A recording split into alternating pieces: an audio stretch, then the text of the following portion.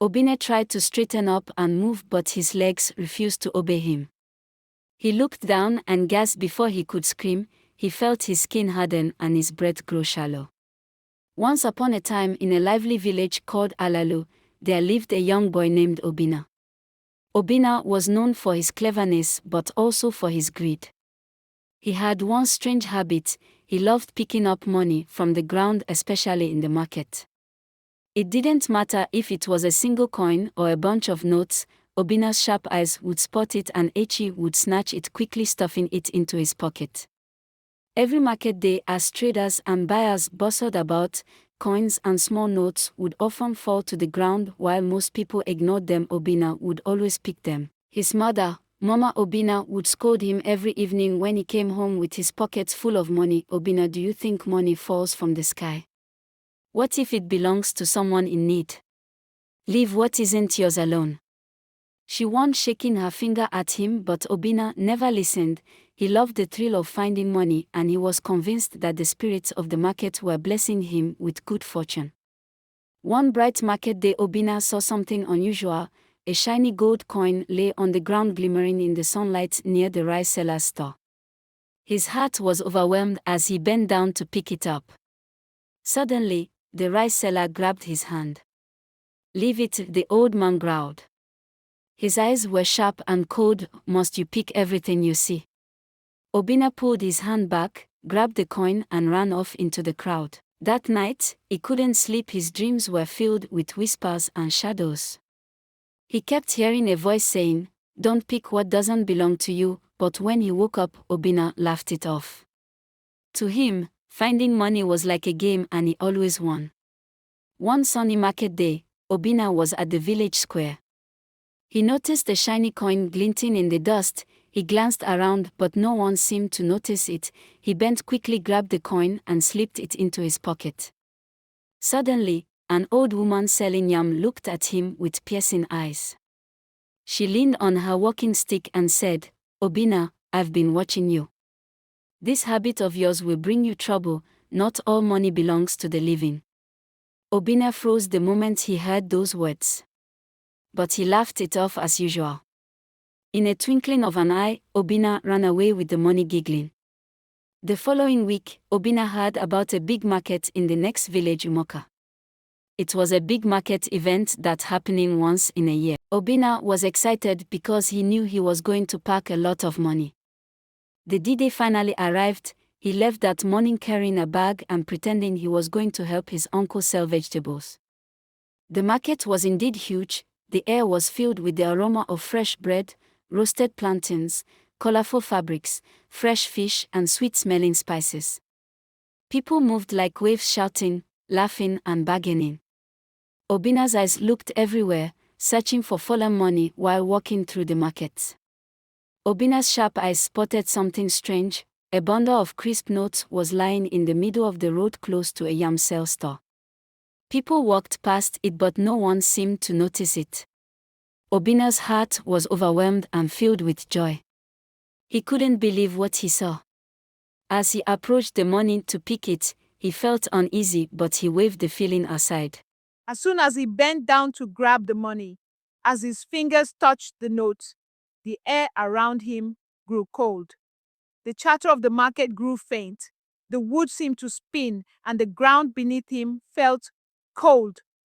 Suddenly, Obinna felt his body stiffen.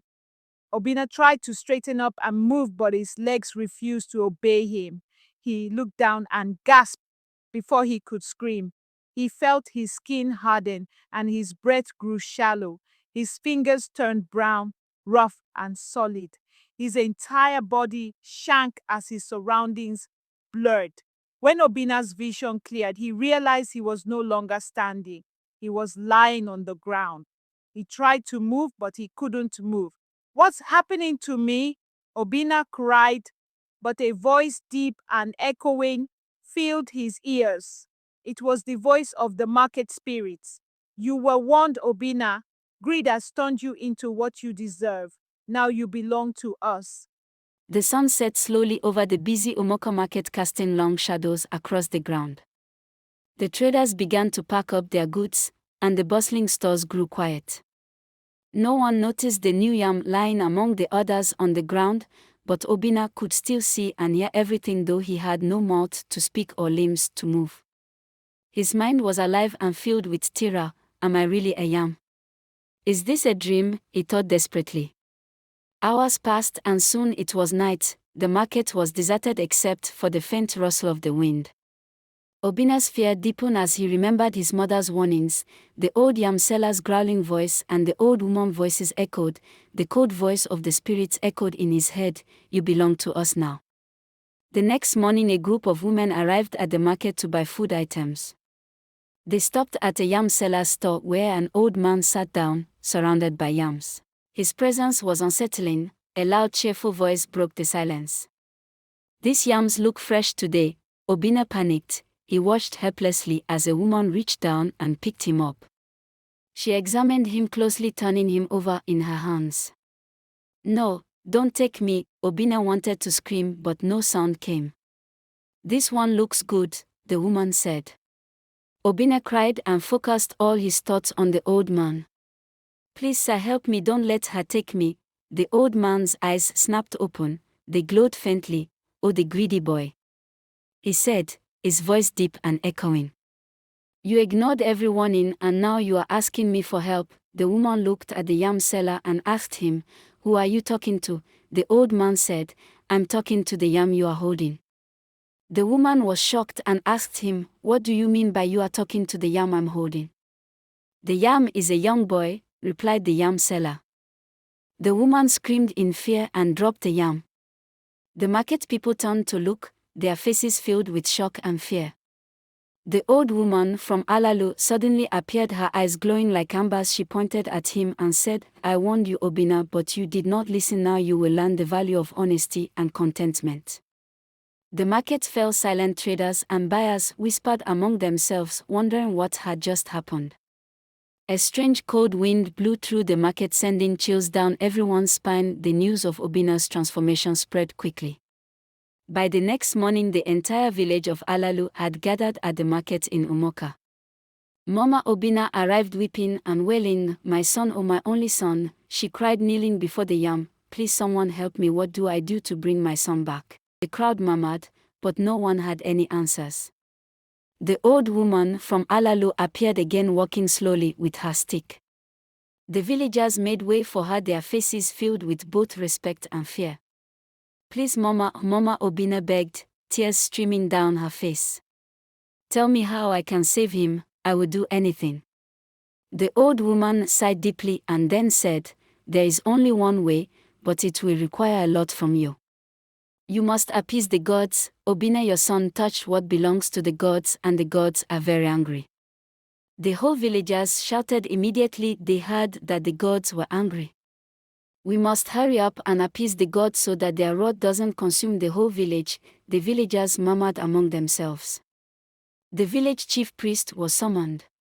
When he arrived, he was led to the scene. He heaved a heavy sigh and shook his head when he saw the yam. After several incantations, he looked up to the crowd and said, The gods rejected all forms of plea. With that, he took up his calabash and left. The crowd roared in despair with their hands on the head. Obinna's mother wailed. She rolled on the ground as other women tried to restrain her. She wept. The elders of the village went to meet the chief priest at his shrine. They pleaded with him to beg the gods once again. After several incantations, the chief priest looked up at the elders with an expressionless face. The gods has agreed, but on one condition: a heavy sacrifice will be made. The gods requested for 7 fowls and 7 goats. Obinna's mother wailed. She heard the gods' request. Where will I get the money to get that quantity of animals under a very short time? She lamented. The elders of the village took pity on her and helped her out. After the sacrifice, the darkness that enveloped the whole village began to disperse and a warm light enveloped Obinna. He fell to the ground fully human again. The crowd erupted in cheers and relief. Obinna's mother rushed to hug her son tightly, but the earth spirit left him with a warning: Remember, if you return to your old ways, no one will save you again. Obinna nodded, his face solemn. He knew this was his one and only chance to start anew. As the market returned to normal, Obinna vowed to use his second chance to earn an honest living and to help those he had wronged. From that day forward, Obinna changed completely. He became a humble and hardworking boy, helping his mother in their farm and assisting traders in the market without expecting anything in return. When he visited the market, he didn't search the ground for coins. Instead, he helped those in need, earning their respect and gratitude. The villagers who had once whispered about his greed now spoke of his transformation with admiration. To show his gratitude, Obinna took it upon himself to teach others, especially children, about the dangers of greed and dishonesty. Every market day he would gather the young ones and tell them his story, not as a tale of shame, but as a lesson of redemption. And so, the story of Obinna and the yam became a lesson passed down through generations. A reminder that greed may bring temporary gain, but only honesty and courage can bring true freedom. Thank you so much for watching. Don't forget to subscribe. If you enjoyed this story, please give it a like, share your thoughts in the comments and share it with others who might enjoy.